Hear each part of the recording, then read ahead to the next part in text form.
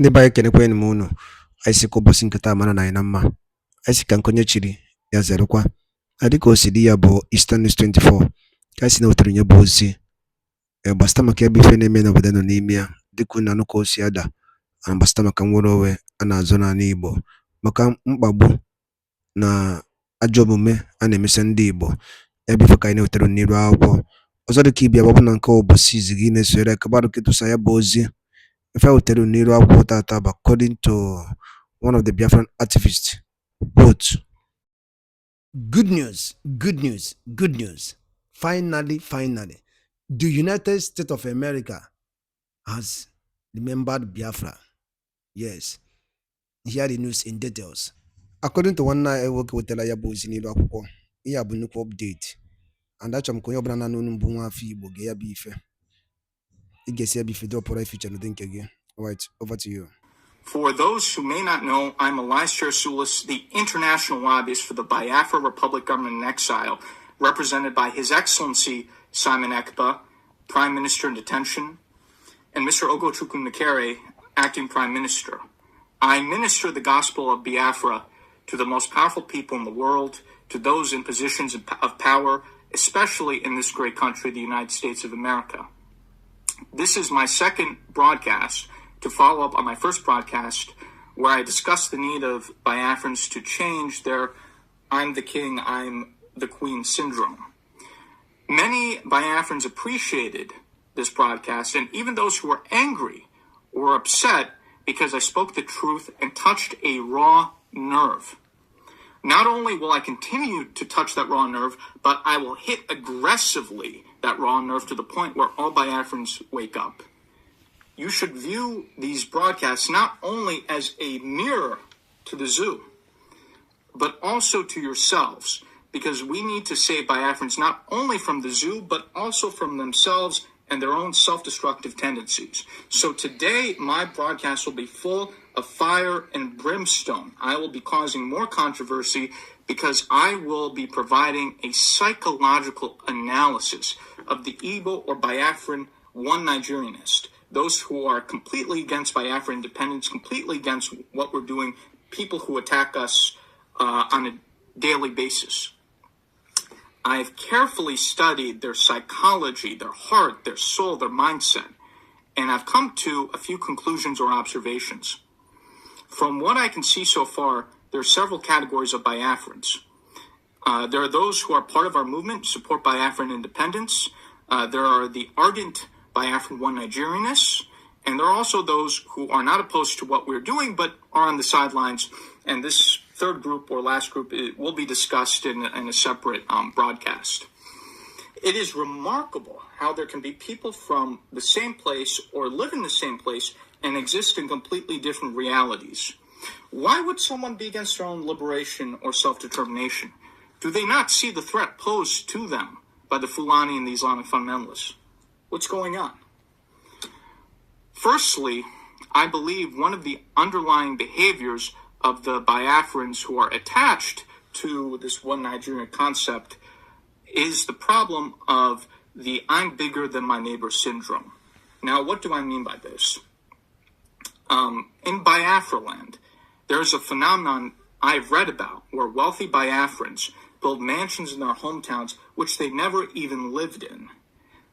I've read about this. I've watched videos about this. Why is this? This is so bizarre. Why do you build a house you don't even live in the house? Because there is an obsessive need among some of our Biafran brothers and sisters to show off.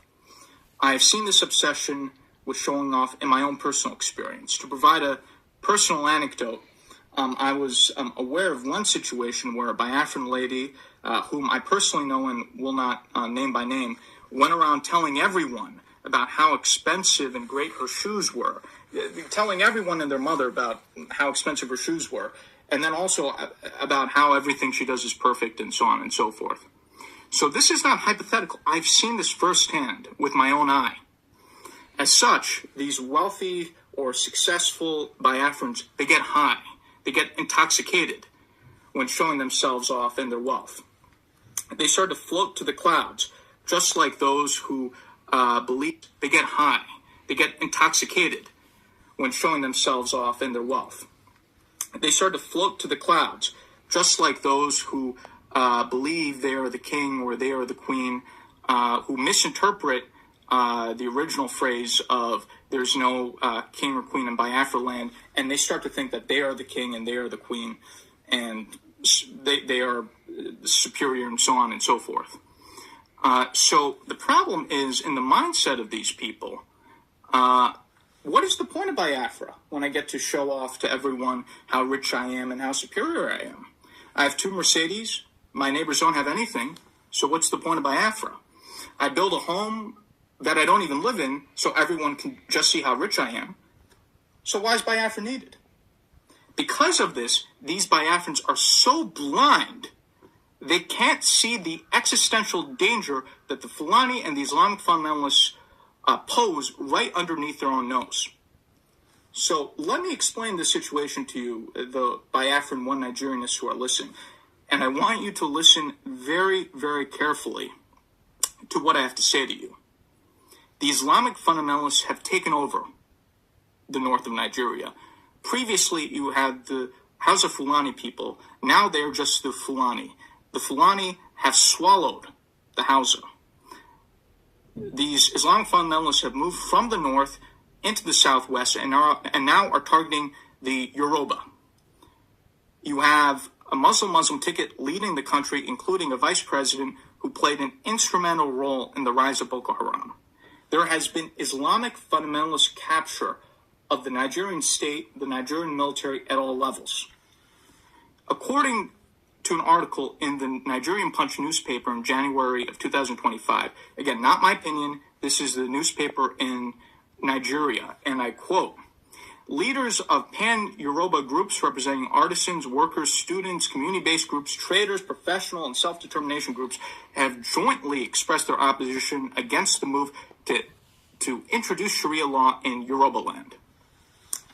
So this is not simply a matter of terrorist groups and Fulani herders killing Biafrans or people in Nigeria, which again is an ongoing and serious issue. This is also a matter of systematic takeover of the entire country by radical Islamic fundamentalists. If the Islamic fundamentalists take over Yoruba land, obviously the next and the last target will be Biafra land. Many of the Islamic fundamentalists have openly expressed this, that when they are finished with the Yorubas, their next target and their final target will be the Biafrans. And there are those federal politicians in Nigeria who openly express their desire for the entire country to be under Sharia law, which again would include Biafra. There have been efforts, including even last year, to expand Sharia law throughout the entire country. Now, that effort last year in the national legislature in Nigeria did not succeed, but if Nigeria continues on its current trajectory, that will be the reality at some point. There will be Sharia law imposed on a federal level. Sharia will come to Biafra land. So if we've declared Biafra, but if we now do not restore Biafra, everyone in Biafra land will be under Sharia. And what I'm telling you is something that I'm very, very confident in. This is going to happen if we don't take the necessary actions.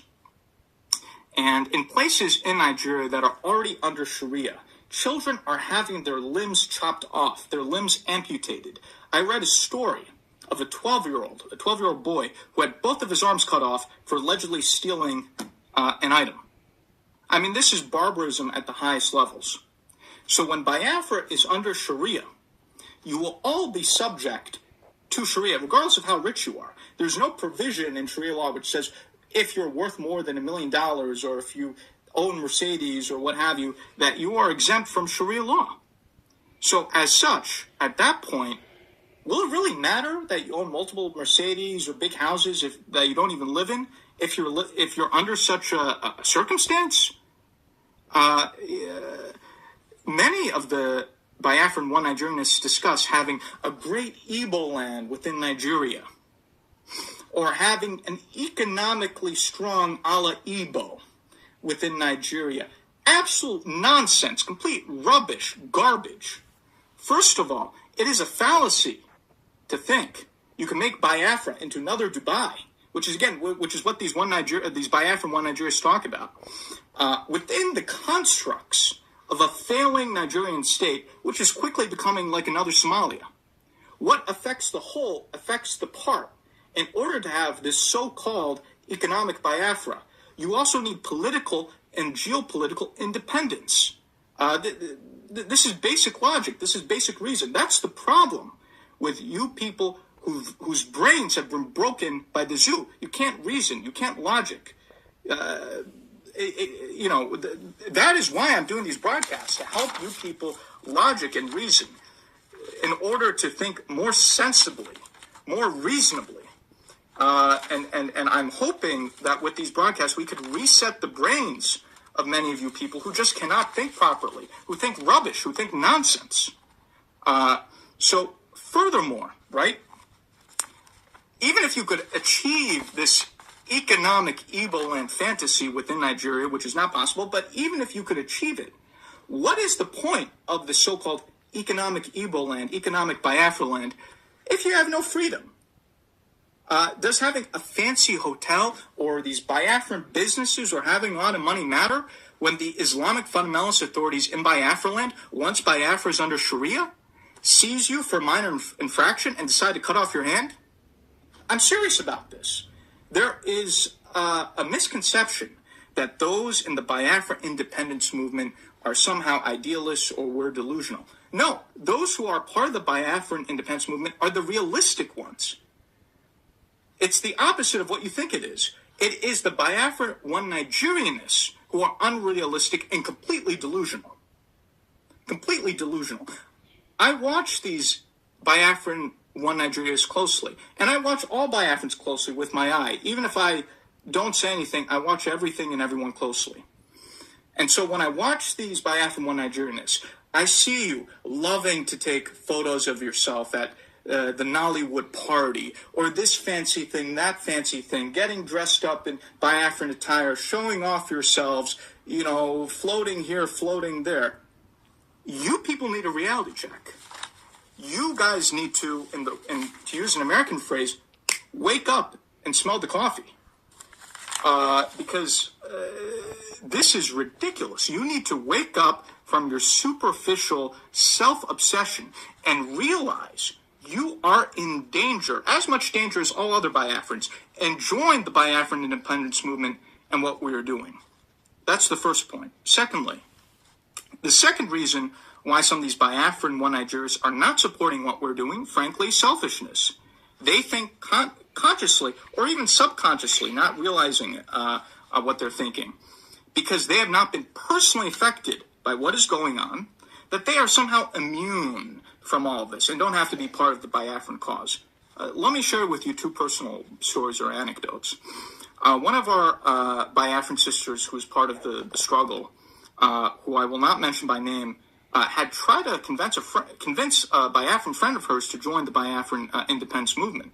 Her friend was always dismissive, always negative.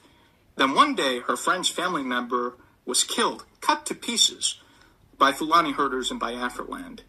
And after this murder, she changed her mind and asked to get involved in the Biafran struggle. I have a second story. Another member of the Biafran struggle had a highly educated doctor that she went to. She showed this doctor an article about killings of Biafrans in his own village by these Fulani herders. And his response, shockingly, was that he didn't care because his relatives were not killed. What I want to say to those who don't care is that even if you have not been directly affected, even if your relatives have not been killed, at some point they will be in danger.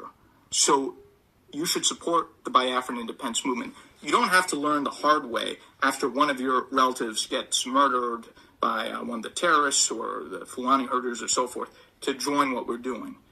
Be sensible. You don't have to learn the hard way. And I just want to end by saying I'm not speaking harshly to be critical, but to help you save you from yourselves. I want the Biafran one Nigerianists who are listening to this broadcast to carefully consider what I'm saying for your own benefit and salvation. And also, I want everyone else to listen to what I'm saying, to reflect on it in their own self-reflections. So I will be continuing upon the topics that have been highlighted in these first 2 episodes, and I look forward to. Igbo mwana ege ntị ngwadalụ dị n'enu dịka unu si wee na-esola ya ada kwenu nkwana gị na wetara ya bụ update ka ebe ife si aga n'iru akwụkwọ ụnụ forever anọ kịta na ihe na-eme n'obodo anyị nọ n'ime ya and injustice against ndị Igbo anyị ga-arapụ nnukwu nrụ ya atụ ya bụ ihe anyị wetara n'iru akwụkwọ n'ụbọchị uruchi nkịta ka efe iche n'ụdị nke gị gbasara maka ya bụ ife dropụrụ ya na comment section ka mara efe iche nwoke mesịa na ụmụnne m